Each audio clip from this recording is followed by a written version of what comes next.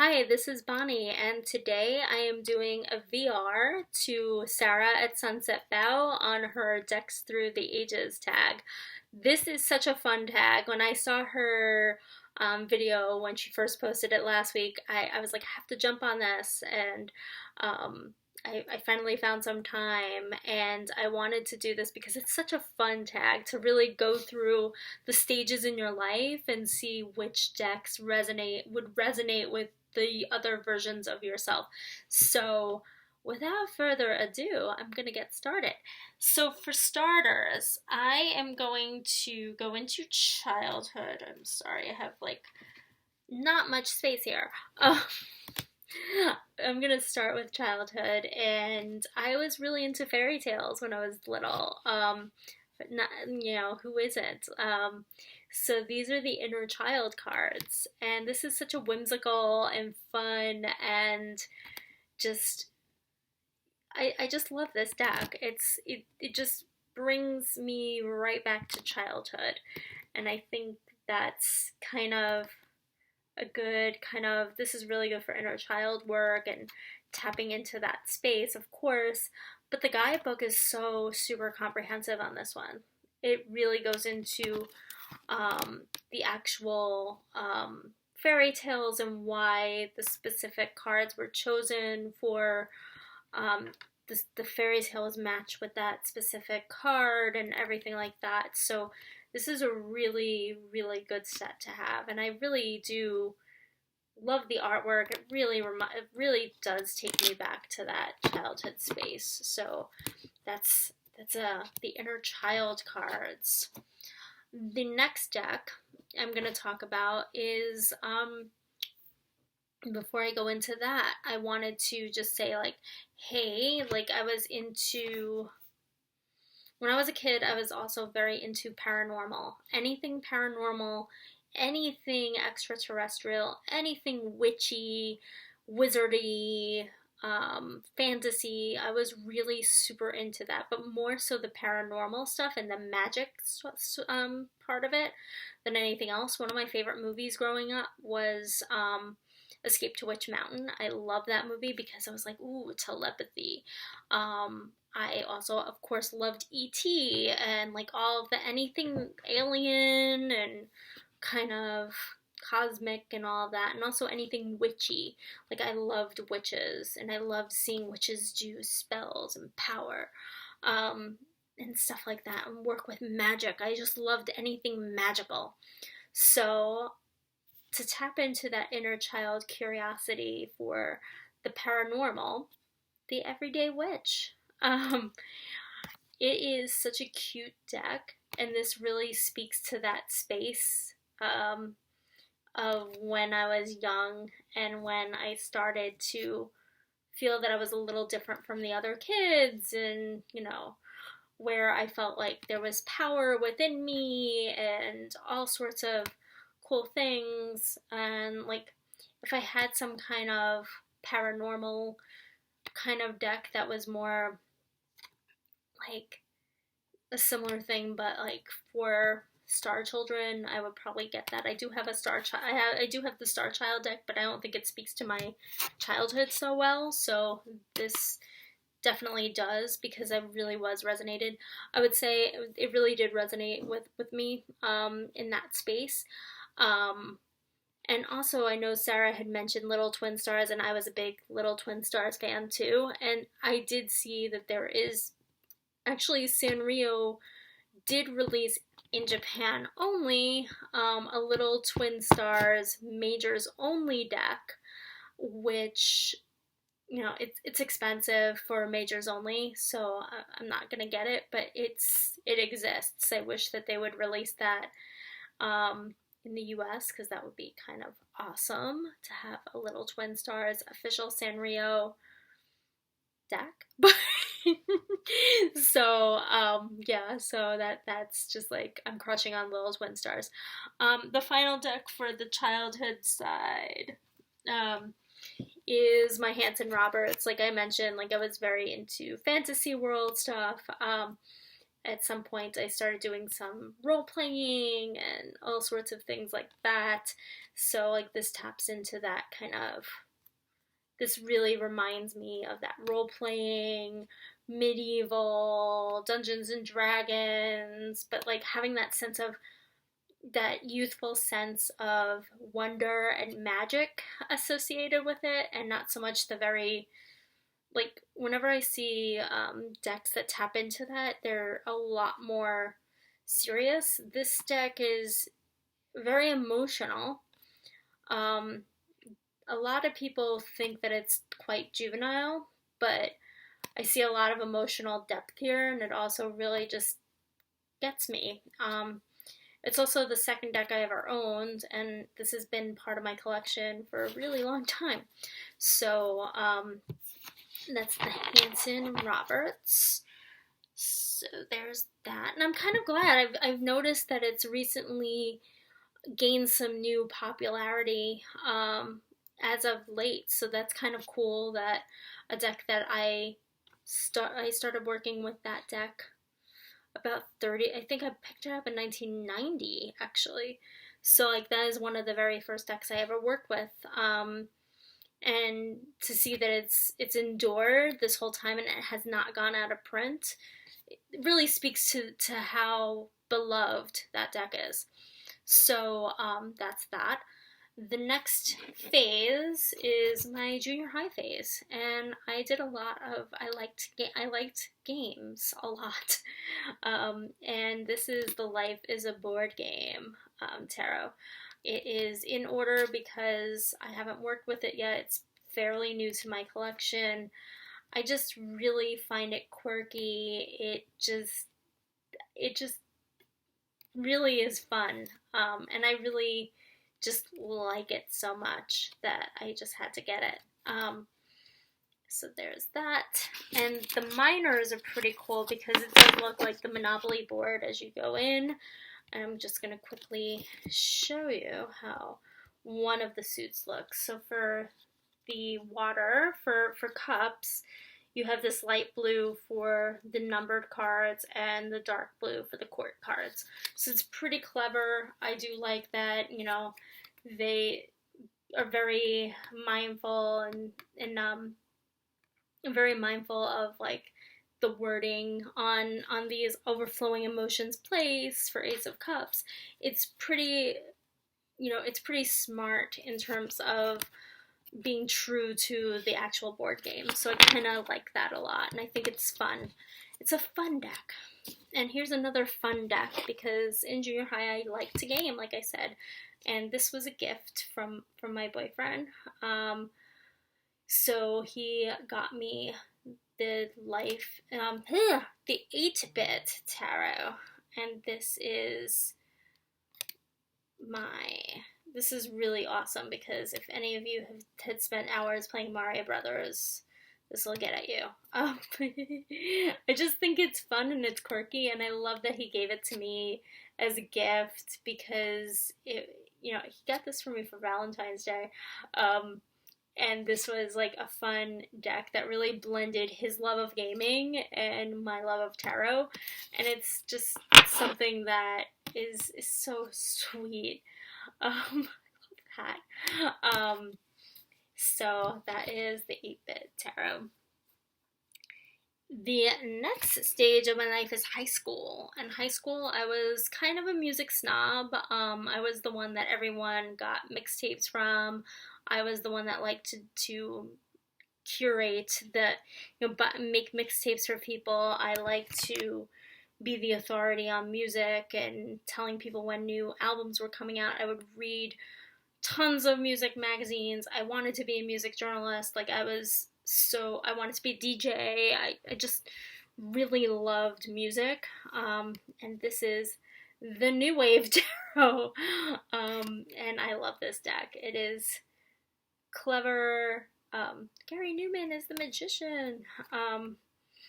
Susie Sue is the high priestess. And this is amazing. That's perfect. And just, this puts a smile on my face. This just brings me right back to those days. And this is actually really well produced, so I really enjoyed. I mean, come on, Klaus Nomi and David Bowie. I just love this deck. It's very clever. It's really good. It's really well produced, and it really takes me back to that space. The next high school oriented, the next deck that's kind of in that teen to early 20s phase would be my mini Bohemian Gothic, because I missed out on the full size. But I went to my fair share of goth clubs back in the day. I dressed in black a lot. I didn't take myself too seriously because I never really considered myself a goth, but I had a lot of friends that did. And sometimes I feel like they were overly dramatic.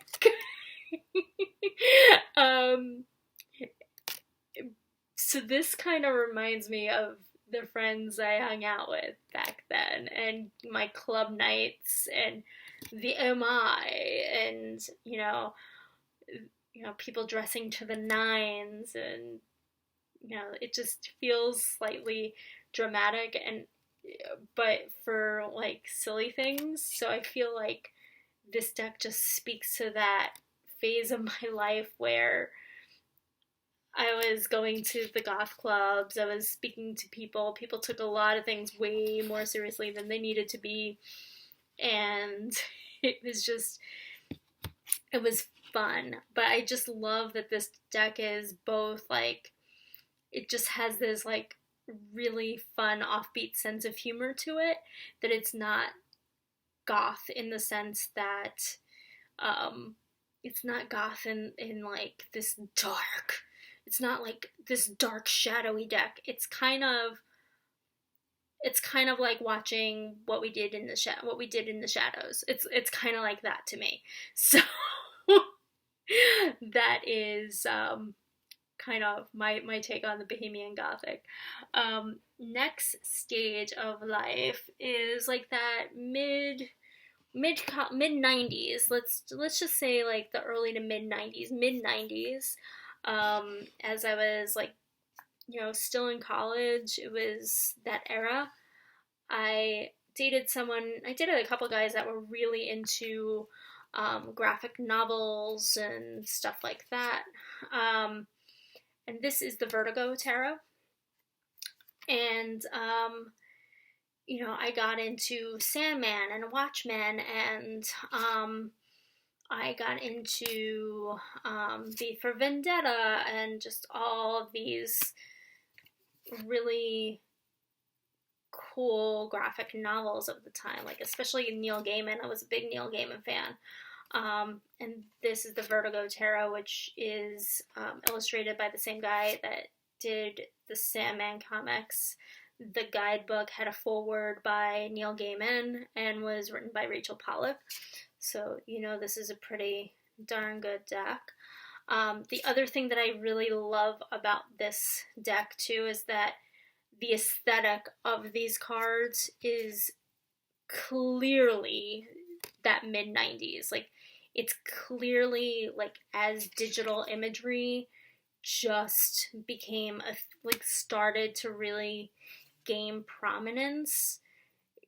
This is, like, a very good example of early digital manipulation, and that era of the mid-90s. This feels so mid-90s. This takes me right back to that era, and I could just, like, this, just looking at this deck reminds me of walking down the streets in Soho and everything, walking around the streets in the city.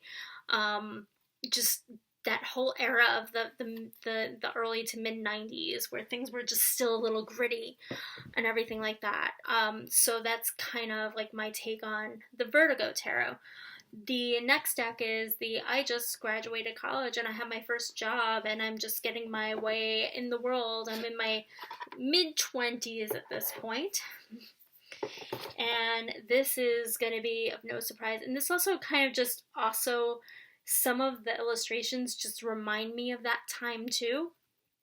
It's the Light Seers. Everyone's seen these images. I don't have to show all these. But the Light Seers is definitely brings me back to that era of my mid-20s where I'm just starting to figure shit out for myself.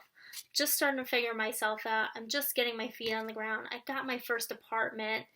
Around this time, I got my first apartment. I moved out of my parents' house. I lived in, I stayed in Queens, but I lived in Long Island City before Long Island City was cool. I struggled a bit. I kind of went through, I kind of found myself a little bit more, started to be self-sufficient. That's what this deck says to me. Big time. Like, that's what the Light Seers says to me, big time. That's why I think it's so universal. It's because it's just very, it resonates on so many different levels for me. So I'm going to go into late 20s and 30s. So the city had changed. My city, New York, had changed quite a bit in 2001. And we got a darker New York after 9/11. And I'm not going to go into it in detail, but, going from my, being in my late 20s at that time, the city was not just all magic and wonder anymore. There was some darkness to my city. There was corruption in my city. There was still joy in my city, but my city was changing. And I was getting more aware of my city changing. So I went to, burlesque shows. You're still exploring, but there was definitely a darker tinge to the city after all of that. So that's something that really, the Urban Tarot really kind of personifies that era of my 20s into my 30s, and my 30s were not the best decade for me, but there were some bright areas. I explored a lot of my creativity, and that I started doing photography, I started doing collage art, I started doing a lot of cool things and exploring. And I lived in Williamsburg in my early 30s. And this deck, the Sakki-Sakki, just reminds me of when I lived in Williamsburg. It's so vibrant. After seeing a little bit of darkness in the city, being in Williamsburg in the mid 2000s, because it was probably 2006, 2007 that I lived in Williamsburg, and just seeing street art and being inspired by art and taking a lot of photos. I did a lot of street photography around then. This deck somehow just resonates with me into that vibrancy of that kind of environment of that era, where it was still Williamsburg was not over yet. It was definitely there were a lot of cool, it was really nice to be around artists and musicians and being surrounded by culture. I think that's why this deck resonates with me for that era. So, that is that. But what about now? I'm in my 40s. What resonates with me now? What resonates with me now? There are two decks that I feel resonate with me right now. One is the She-Wolf. I was going to say Serpent Fire, but I think that to personify, I feel this is more the badass. I feel I have gone through my awakening. I am a badass female, and I can take on the world, and I feel confident. I feel confident in myself, and if you're not into nudity, I am sorry. This deck has a bit of that nudity in it. But I feel now I'm channeling that badass female energy, and I am just taking ownership of my life. I'm taking ownership of my spirituality. I feel this at levels that I have this sense of confidence in who I am more than any other time in my life. I gotta say, like, that's why I picked She-Wolf as, like, one of two that resonate with me for my 40s and for right now, for where I feel like I am right now. And the final one is, I was actually surprised to pull this out, but I'm not surprised. Aesthetically, it is the Moonchild, and I'm covering the box. I am running out of space on this desk, but this kind of just resonates with me on so many levels.